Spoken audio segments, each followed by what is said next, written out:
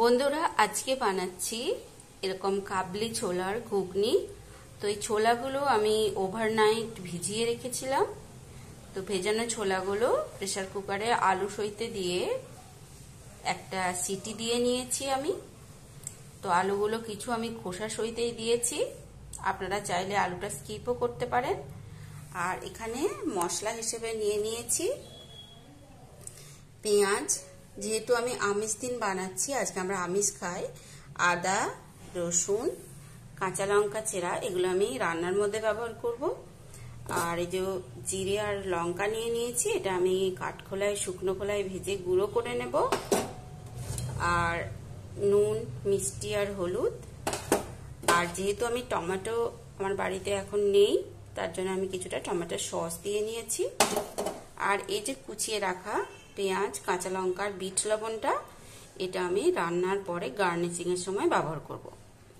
আর ফোড়নের জন্য নিয়ে নিয়েছি তেজপাতা, শুকনো লঙ্কা আর সামান্য পরিমাণ গোটা জিরে। তো দেখতে থাকুন আমি কিভাবে বানাই। তো বন্ধুরা আমি গ্যাসের মধ্যে কড়া বসিয়ে দিয়েছি, আর তাতে দিয়ে দিচ্ছি এই জিরেটা, জিরে আর একটু শুকনো লঙ্কা।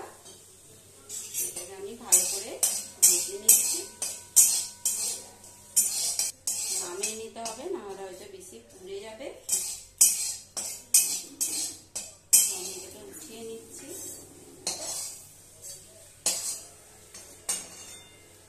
এটা ঠান্ডা হয়ে গেলে এটা গুঁড়ো করে সেটা আমি ব্যবহার করব। তো বন্ধুরা কড়া চাপিয়ে দিয়েছি, আর তার মধ্যে দিয়ে দিয়েছি কিছুটা পরিমাণ সরষের তেল। তো তেল গরম হয়ে গেছে, এবার আমি এর মধ্যে দিয়ে দিচ্ছি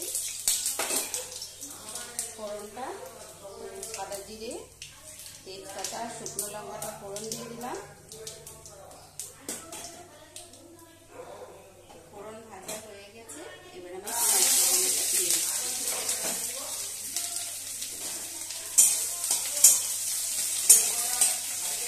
দিয়ে দেবো সামান্য পরিমাণ নুন।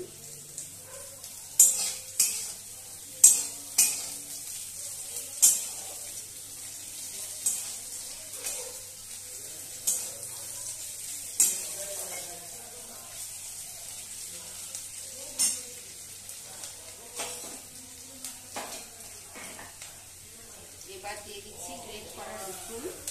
রসুনগুলো আমি কিছুটা গ্রেট করে নিয়েছি।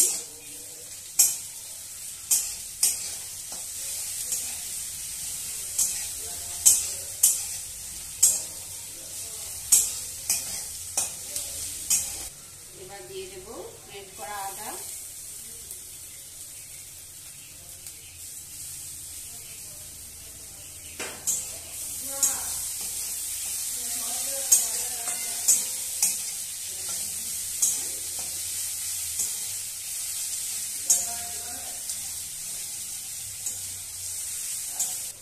এবার দিয়ে দেবো সিদ্ধ করে রাখা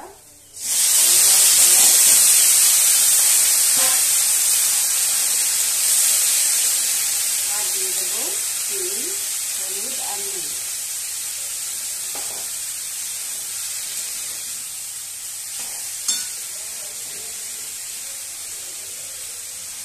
পারেন, তো আমার বাড়িতে ছিল না বলে আমি আজকে টমেটো সসই ব্যবহার করব।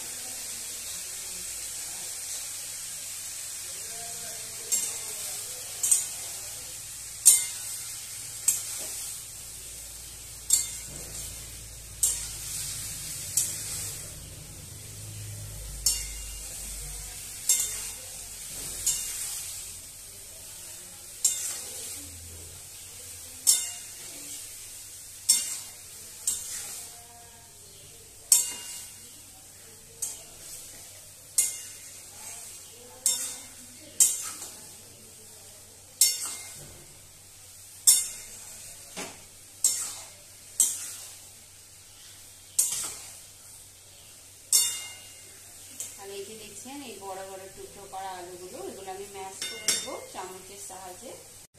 বন্ধুরা ভালো করে কষিয়ে নিয়েছি, এবার দিয়ে দেবো যে জলটা আমি ছেঁকে রেখেছিলাম, এই জলটাই দিয়ে দিচ্ছি।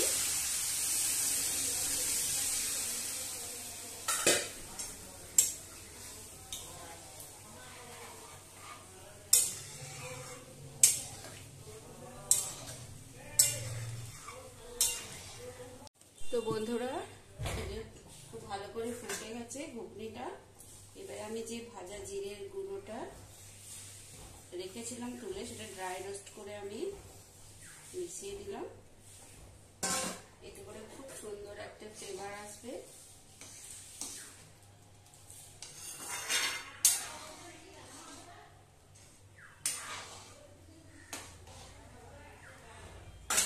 তো এসছে আমার ঘুগনিটা, আর দিয়ে দেবো দুটো চেরা কাঁচা লঙ্কা।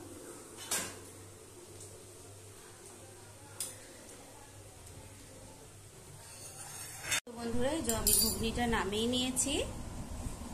তো যেহেতু আমি শুকনো লঙ্কার গুঁড়ো ইউজ করি না, তাই তো কালারটা একটু অন্যরকম হয়েছে, কিন্তু খেতে অসাধারণ হয়েছে আমি দেখেছি।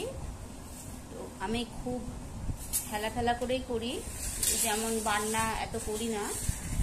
আমার মনে হয় এতে করেই যেন গ্রেট করা রসুন আদা দিয়ে এইভাবে করলে যেন টেস্টটা বেশি হয়, ঠিক দোকানের মতো লাগে। তো এবার আমি সার্ভ করে নিচ্ছি।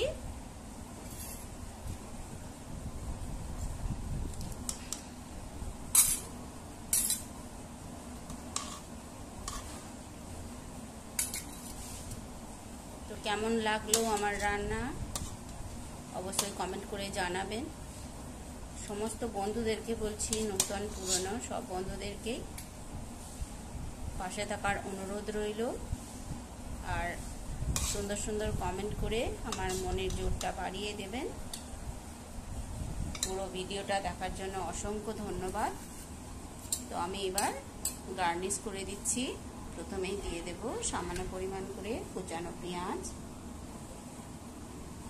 ঘুগনিতে একটু কাঁচা পেঁয়াজ কুচি দিলে খুবই ভালো লাগে, সেটা মটরেরই হোক আর ছোলারই হোক। আর দিয়ে দেব সামান্য পরিমাণ করে কাঁচা লঙ্কা কুচি, সামান্য পরিমাণ বিট লবণ দিয়ে দিলাম, আর এই কেচাপ দিয়ে দিচ্ছি। আপনারা চাইলে লেবুর রসও ব্যবহার করতে পারেন, যেহেতু আমার কাছে লেবুর রসটা ছিল না, তাই আমি টমেটো সসই দিয়ে দিলাম। তো বন্ধুরা, কেমন লাগলো অবশ্যই কমেন্ট করে জানাবেন। আর আপনারাও এইভাবে বানিয়ে খান, খেয়েও কমেন্ট করবেন যে কেমন হয়েছিল খেতে। তবে আজ এই পর্যন্ত। সবাই খুব ভালো থাকবেন, সুস্থ থাকবেন। ধন্যবাদ।